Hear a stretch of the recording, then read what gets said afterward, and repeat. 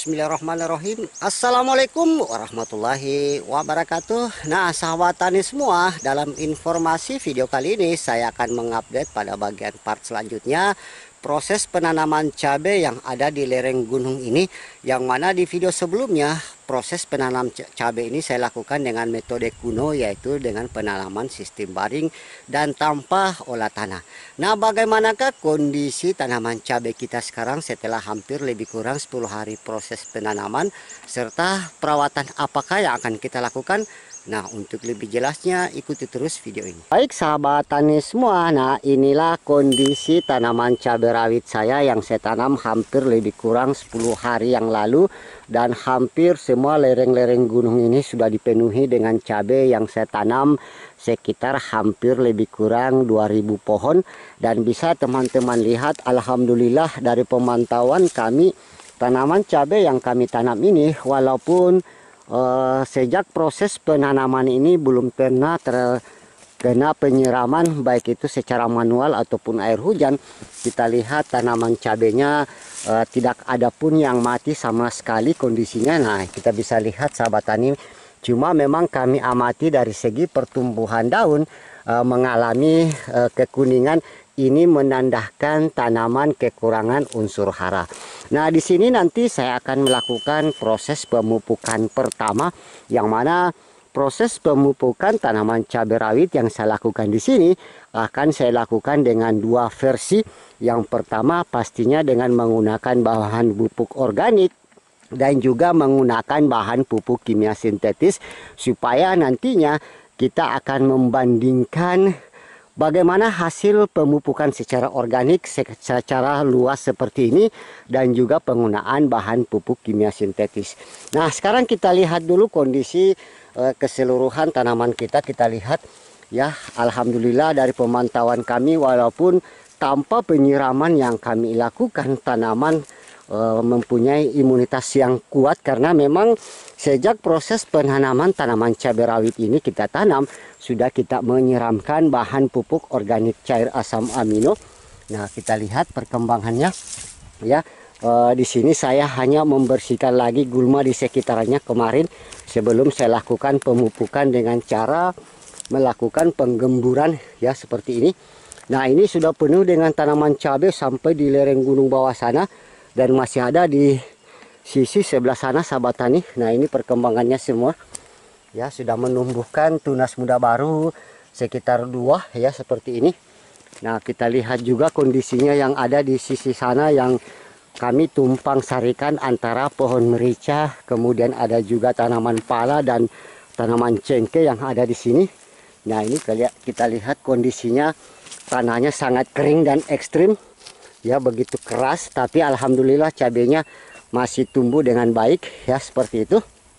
Oke, nah di sini saya sudah penuhi semua dengan tanaman cabai sampai di atas ya, bisa kita lihat semua kondisinya.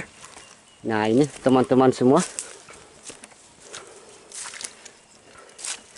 Nah, bisa sahabat tani lihat ya, tanamannya tumbuh semua, tidak ada yang mati walaupun kami tidak melakukan penyiraman. Jadi betul-betul hanya mengharapkan curah hujan ya, seperti itu, yang mana curah hujan sekarang memang intervalnya di tempat kami agak sedikit jarang. Sejak penanaman ini belum pernah terguyur hujan. Ini tanahnya masih padat ya, seperti itu. Oke, kita langsung saja melakukan proses pemupukan pertama. Bahan pupuk organik apakah yang saya gunakan, serta bahan kimia sintetis apakah yang saya gunakan, ikuti terus video ini.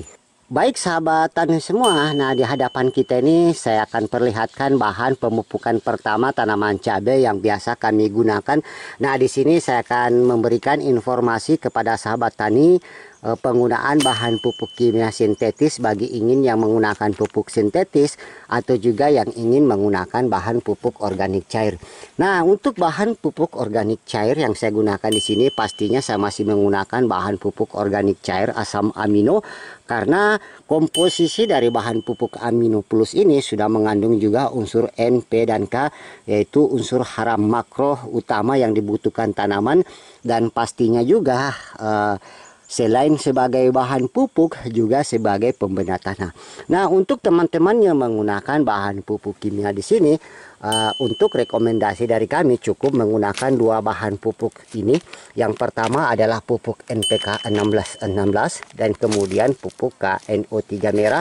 Nah, untuk merek dadang boleh bebas. Jadi tergantung selera teman-teman ya, mana yang Anda gunakan, apakah menggunakan pupuk kimia ataupun organik. Nah, untuk di sini saya akan melakukan perbandingan ya sampai akhir nanti supaya teman-teman bisa mengetahui perbedaan dari penggunaan bahan pupuk kimia sintetis dan organik. Baik, kita langsung saja. Untuk bahan pertama saya akan menggunakan bahan pupuk organik cair asam amino. Dengan proses kita akan lakukan nanti dengan sistem kocor di sekitaran batang. Nah, untuk tangki yang berkapasitas 16 liter ini teman-teman cukup menggunakan POC asam amino sebanyak 160 ml. Nah, kita ambil saja bahannya ya. Jadi nanti saya akan berikan juga dosis untuk pemupukan bahan kimia sintetis, berapa sih perbandingannya dalam tangki 16 liter ini. Nah, kemudian kita tambahkan air.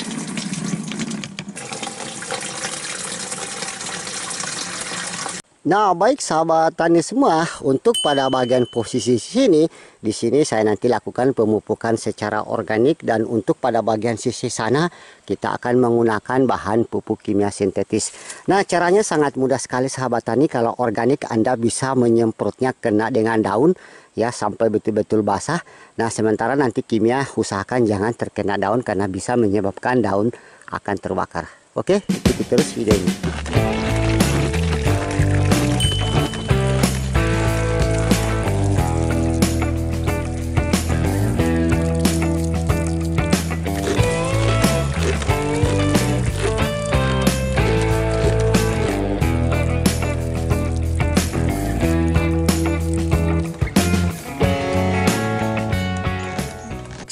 Baik sahabat tani semua, nah langkah selanjutnya saya akan menggunakan dengan versi pupuk kimia. Nah, untuk bahan pupuk NPK 1616 di sini, kalau kita sistem kocor dengan tangki yang saya gunakan ini berkapasitas 16 liter, di sini saya akan memberikan sebanyak 5 sendok makan ya. Kita larutkan nanti. Bismillahirrahmanirrahim. Nah, untuk selanjutnya di sini saya menggunakan bahan pupuk KNO3 merah juga sebanyak 5 sendok makan ya, atau 5 gram per 10 liter air. Nah, seperti ini sahabat tani. Kemudian kita larutkan dalam tangki sprayer dan selanjutnya kita tinggal kocorkan ke tanaman.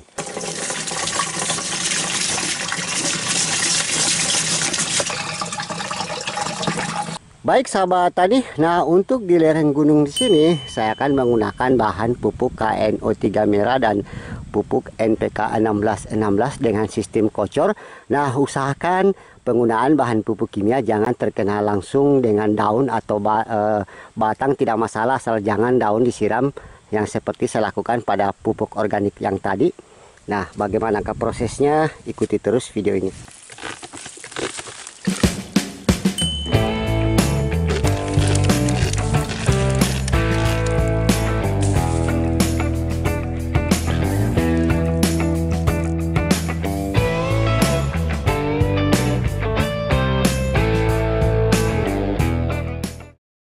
Baik sahabat tani semua, nah demikianlah proses pemupukan tanaman cabai rawit yang ada di lereng gunung ini dengan menggunakan bahan pupuk organik cair dan juga bahan pupuk kimia sintetis. Nah, bagaimanakah hasil pemupukan kita serta perawatan-perawatan apa saja akan kita lakukan selanjutnya? Nantikan pada video berikutnya. Kalau ada yang belum jelas dari informasi yang kami sampaikan, silakan berkomentar di bawah video atau hubungi call center kami di bawah ini. Sampai jumpa. Assalamualaikum warahmatullahi wabarakatuh. Salam berkebun.